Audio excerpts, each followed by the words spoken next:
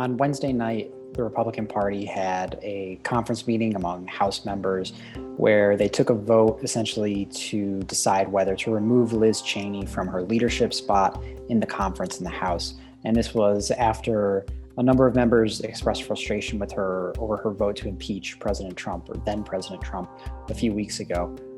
And ultimately, the vote wasn't particularly close. She held on to her leadership spot pretty handily. But around 60 members did vote to remove her, and several spoke out in frustration about her actions. And this meeting also featured a number of Republicans in the conference speaking out against Congresswoman Marjorie Taylor Greene, denouncing her espousing conspiracy theories, anti-Semitic remarks, advocating for violence against Democratic lawmakers. So it was a very contentious meeting, and essentially, while Liz Cheney held on to her leadership role, the party also decided not to really formally punish Marjorie Taylor Greene, and so it sort of sets up this sort of ongoing battle within the party among, sort of the more establishment wing and those who are still really loyal to President Trump and don't want to upset that part of the base. So former President Trump obviously still carries a lot of influence in the Republican Party. He has a really supportive base. While his overall approval rating is really low, he still maintains pretty strong support in the Republican Party. And there's obviously divisions among those in the party who would like to be done with him and move on from him, and those who believe, he is sort of the key to them winning back the House and the Senate and winning the White House in 2024. And with some tensions between the former president and some of the party, there were reports that he had floated, forming a third party, whether it's called the Patriot Party or something along those lines. And it doesn't sound like that's particularly serious at this point.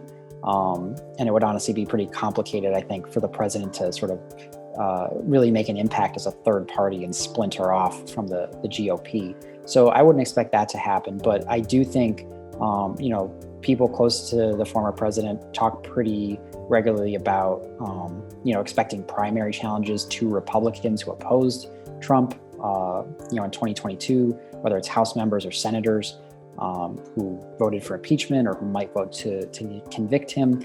I think we can expect to see Trump and his allies really going after those people and trying to get them out of office in 2022. But I'd be surprised if the former president himself kind of splinters off and does his own thing. It'll more be about really sort of further molding the GOP in his image, I think.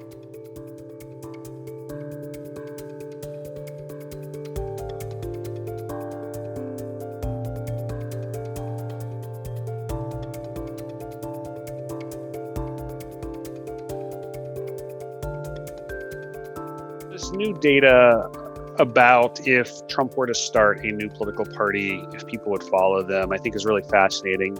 But I think you always have to be a little bit cautious when interpreting questions like this. The United States has, sort of a relatively long history of public disdain for the main parties. And yet we also have a history of the two parties really being the only national entities. We haven't actually seen a third party arise to become a dominant national party since the Republican Party did it almost 2 centuries ago.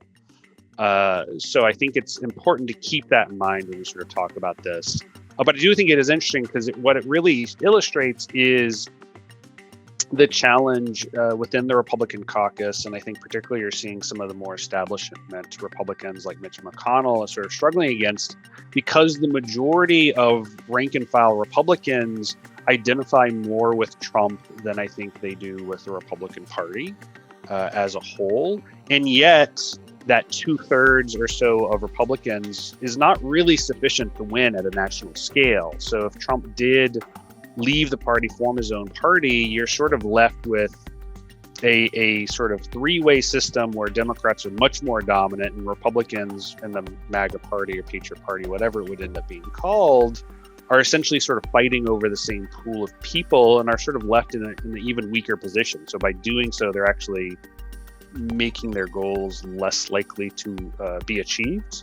And I think that really sort of reflects some of the real hard, real politic calculus that goes into the decisions by like Mitch McConnell who is really trying to sort of keep the party together and keep it on the path to getting the Senate majority back. But I do think it's really interesting that we really see how Donald Trump, who's such a charismatic figure on the Republican Party, really does have the loyalty of the majority of the base, just not enough necessarily to win elections. I think what we're seeing is a continuation of some of the political realignment we've really seen over the last decade and a half. And I think that the Trump presidency has sort of crystallized that. And I think the assault on the Capitol was really just the exclamation point at the end of the sentence.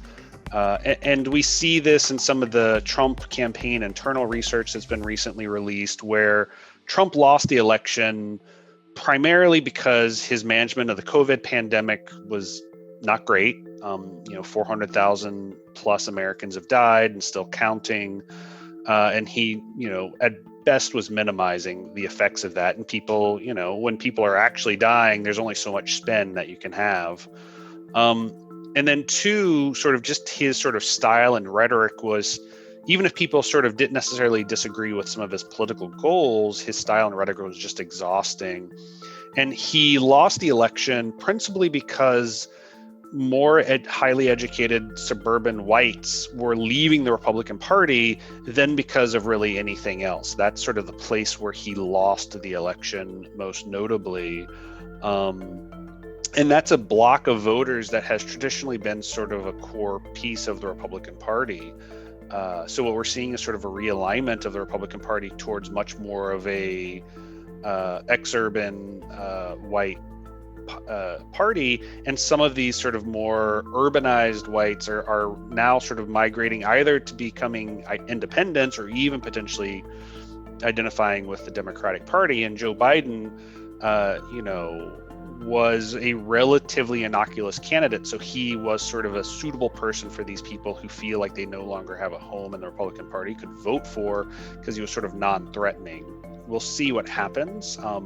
But I think that's sort of the challenge. And the big question is, does Trump need to form a new party, or is the Republican Party already become that MAGA party? And I think that's what we're sort of really figuring out at this moment, is we're seeing people sort of leaving the Republican Party. There's data about people changing their registration away from Republican as being Republicans.